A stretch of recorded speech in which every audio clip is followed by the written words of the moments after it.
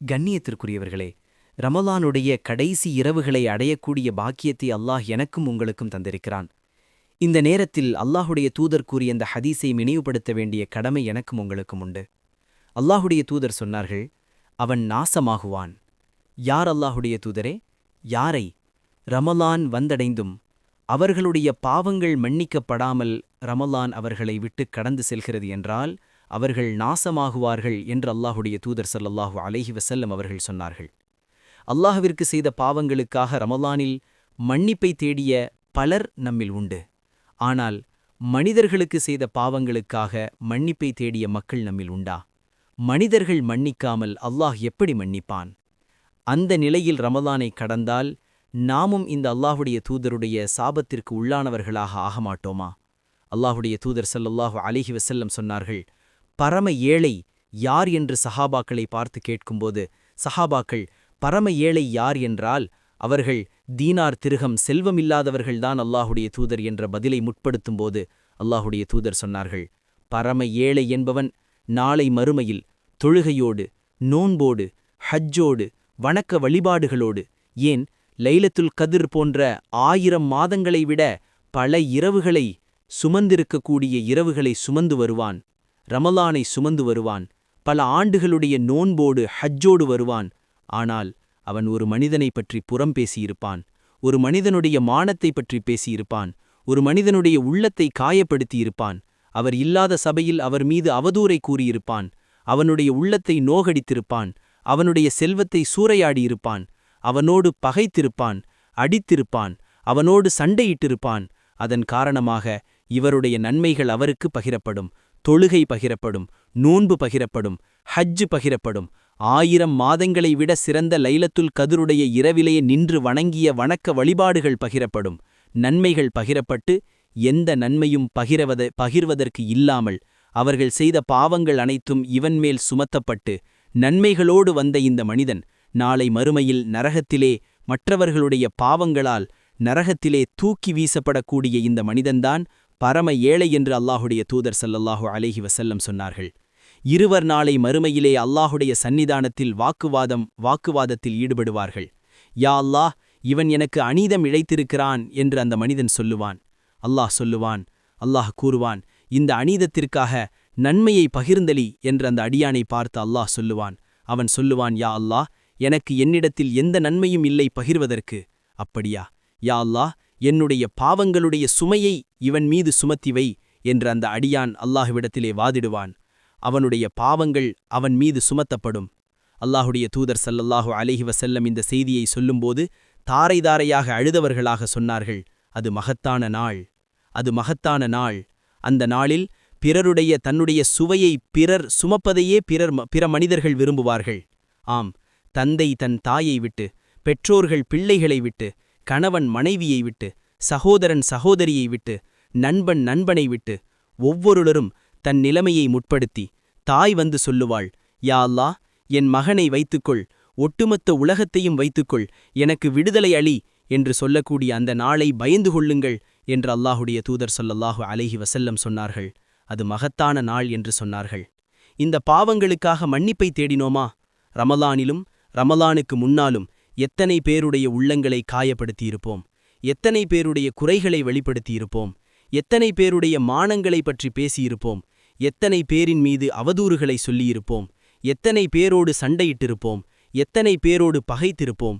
இதே நிலையில் ரமலான் நம்மை கடந்து சென்றால் நாமும் இந்த குற்றவாளியாக ஆகமாட்டோமா?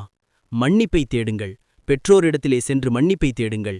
பிள்ளைகளிடத்திலே மன்னிப்பை தேடுங்கள். கணவன் மனைவியிடத்தில், மனைவி கணவனிடத்தில், நண்பன் நண்பனிடத்தில், சகோதரன் சகோதரனிடத்தில், தெரிந்தவர் தெரியாதவரிடத்தில் என எல்லோரிடத்திலும் மன்னிப்பை தேடக்கூடிய மனிதர்களாக மாறுங்கள். இன்னொரு மன்னிப்பு அல்லாஹுவின் மன்னிப்பு. அல்லாஹுடைய தூதர் ஸல்லல்லாஹு அலைஹி வஸல்லம் லைலத்துல் கத்ருடைய இரவுகளை அடைந்தால் எதை ஓத வேண்டும் என்று ஆயிஷா ரலியல்லாஹு அன்ஹு கேட்கும்போது அல்லாஹுடைய தூதர் சொன்னார்கள், அல்லாஹும்ம இன்னக அஃபூவுன் துஹிப்புல் அஃப்வ ஃபஅஃபு அன்னி யா அல்லாஹ். யா அல்லாஹ், நீ பாவங்களை மன்னிக்கக்கூடியவன். அல்லாஹும்ம இன்னக அஃபூவுன் துஹிப்புல் அஃப்வ ஃபஅஃபு அன்னி யா அல்லாஹ். யா அல்லாஹ், நீ பாவங்களை மன்னிக்கக்கூடியவன். இந்த இரண்டும் ஒரே வார்த்தைதான், ஒரே பொருள் தரக்கூடிய வார்த்தைதான். அந்த இரண்டு தன்மைகளும் அல்லாஹுடைய தன்மையில் வேறுபட்டவை. கஃபூர் என்றால் அல்லாஹ் பாவங்களை மறைப்பான், அல்லாஹ் பாவங்களை மன்னிப்பான். அஃபூவு என்றால் அல்லாஹு ரப்புல் ஆலமீன் பாவங்களை நீக்குவான், பாவங்களை மறைப்பான், பாவங்களை மன்னிப்பான். ஒரு மனிதன் அல்லாஹ்விடத்திலே கஃபூர் என்ற தன்மையோடு அவனை அழைக்கும்போது அல்லாஹ் அந்த பாவங்களை மன்னிப்பான். ஆனால் இருந்தாலும் நாளை மறுமையுடைய ஏட்டில் அந்த பாவங்கள் முற்படுத்தப்பட்டிருக்கும். அல்லாஹுடைய தூதர் ஸல்லல்லாஹு அலைஹி வஸல்லம் சொன்னார்கள், ஒரு அடியானை அல்லாஹ் நெருக்கமாக்குவான். மறுமையில் அவனுக்கும் அந்த அடியானுக்கும் இடையே திரை போடப்படும். அல்லாஹ் அந்த அடியானை பார்த்து அவனுடைய பாவங்களை எண்ணுவான். இதை தெரியுமா, இதை தெரியுமா, இதை தெரியுமா? அந்த அடியான், யா அல்லாஹ், தெரியும் யா அல்லாஹ், தெரியும் யா அல்லாஹ் என்று எண்ணிக்கொண்டு, இனிமேல் அல்லாஹ் என்னை விசாரித்தால் அழிந்து விடுவேன் என்று எண்ணக்கூடிய நேரத்தில் அல்லாஹ் அவனை அழைத்து சொல்லுவான், அடியானையா, இந்த உலகத்திலே இந்த பாவத்தை நான் மறைத்தேன், இன்றைய தினம் மன்னிக்கிறேன் என்று அல்லாஹ் கூறுவான். அல்லாஹு அக்பர். அல்லாஹ் அந்த பாவத்தை நினைவு கூறுவான். அவனை கஃபூர் என்ற தன்மையோடு அழைத்தாள். ஆனால் அஃபூ என்ற தன்மையோடு அல்லாஹுவை அழைக்கும்போது அல்லாஹ் அந்த பாவத்தை அந்த சுவட்டியிருந்தே அல்லாஹ் நீக்கிவிடுவான். அல்லாஹ் அந்த ஏட்டிலிருந்து அந்த பாவத்துடைய சுவடுகளை அழித்து விடுவான். அவன் செய்த பாவம் நாளை மறுமையில் முற்படுத்தப்படாது. அவனுடைய புத்தகத்தில் அவன் படிக்கும்போது இருக்காது. அதற்கு பகிரமாக அவன் செய்த பாவ மன்னிப்பை அவன் தேடியதற்காக, அல்லாஹுவை அஃபூவு என்று அழைத்ததற்காக இல்லாம அவன் செய்த பாவங்கள் அனைத்தையும் அல்லாஹ் நன்மைகளாக மாற்றி அந்த புத்தகத்திலே பதிந்திருப்பான். அல்லாஹுவை அழையுங்கள் மன்னிப்புக்காக. வரம்பு மீறி பாவம் செய்த என் அடிமைகளே, நீங்கள் பாவிகளல்ல, இன்னும் என் அடிமைகள்தான். அல்லாஹுடைய அருளில் ஒருபோதும் நம்பிக்கை இழந்து விடாதீர்கள்.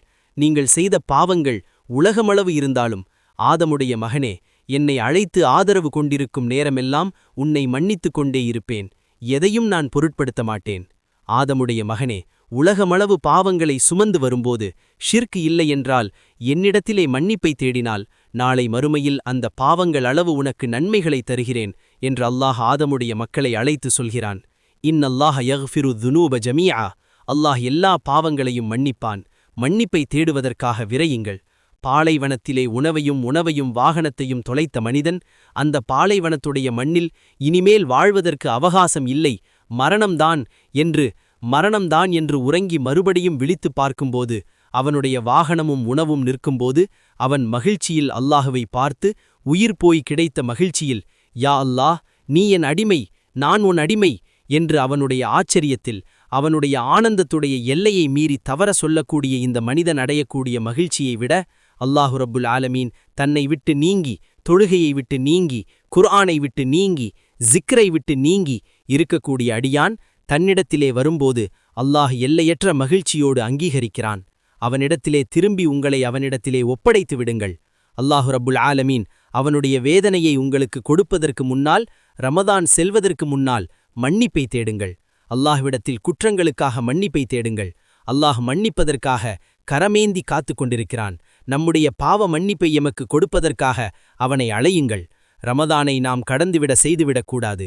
நம்முடைய பாவங்களுக்கான மன்னிப்பை முழுமையாக அல்லாஹ்விடத்திலே தேடி, அல்லாஹ்விடத்திலே இந்த பாவங்களுக்காக இனிமேல் நெருங்க மாட்டேன் என்ற வாக்குறுதியை கொடுத்து சுத்தமானவர்களாக ரமலான் நம்மை விட்டு கடக்காமல், அதுபோல் மனிதர்களிடத்திலே செய்த பாவங்களுக்காக, அது யாராக இருந்தாலும், அது எவராக இருந்தாலும், அல்லாஹ் நம்முடைய பாவங்களை மன்னிப்பதை விரும்புகிறான்.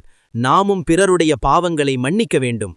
அவர்கள் என்ன பாவம் செய்திருந்தாலும் அல்லது நாம் அவர்களுக்கு பாவம் செய்திருந்தாலும் அவர்களை அணுகி, அவர்களிடத்திலே பேசி, அவர்களிடத்திலே எல்லா உறவு முறிவுகளையும் விட்டு நீங்கி, அவர்களிடத்திலே மன்னிப்பை தேடி, நாளை மறுமையில் துர்ப்பாக்கியசாலிகளாக ஆவதை விட்டு, நாளை மறுமையில் நமக்கு எதிராக ஒருவர் அநீதத்திற்காக நிற்பதை விட்டுவிட்டு, இந்த அற்ப உலகத்தில் நம்முடைய பெருமைகளை, நமக்கு இருக்கக்கூடிய அந்த மன முறிவுகளை நீக்கி, அவர்களிடத்திலே மன்னிப்பை தேடி, இந்த 2 மன்னிப்பையும் பெற்று யார் ரமலானை கடக்கிறார்களோ அவர்களுடைய பாவங்களை முழுவதுமாக அல்லாஹ் மன்னித்து, அல்லாஹ் அவன் கொடுக்க இருக்கின்ற கூலியுடைய அபிவிருத்திகளை அனைத்தையும் இந்த ரமலான் முடிவிலே அல்லாஹு ரப்புல் ஆலமீன் அவர்களுக்கு தருவான். உமூரு பி மவாத்திஹா. முடிவை கொண்டுதான் காரியங்கள் முடிவெடுக்கப்படுகிறது. என்ன பிழைகளை இந்த ரமலானில் செய்திருந்தாலும் இருக்கக்கூடிய இந்த நேரங்களை அல்லாஹுவிற்காக, அல்லாஹுடைய தீனுக்காக, குர்ஆனுக்காக, ஜிக்ருக்காக, தொழுகைக்காக, நம்மை நாம் சீர்திருத்துவதற்காக நாம் அதை கழித்தால் இந்த இறுதியை கொண்டு அல்லாஹ் நமக்கு முழு ரமலானுடைய கூலிகளையும் முழுமைப்படுத்தி தருவான். அல்லாஹ் அந்த நற்பாக்கியசாலிகளாக என்னையும் உங்களையும் ஆக்கட்டும். ஜஸாக்குமுல்லாஹு ஹைரன். அஸ்ஸலாமு அலைக்கும் வரஹ்மத்துல்லாஹி.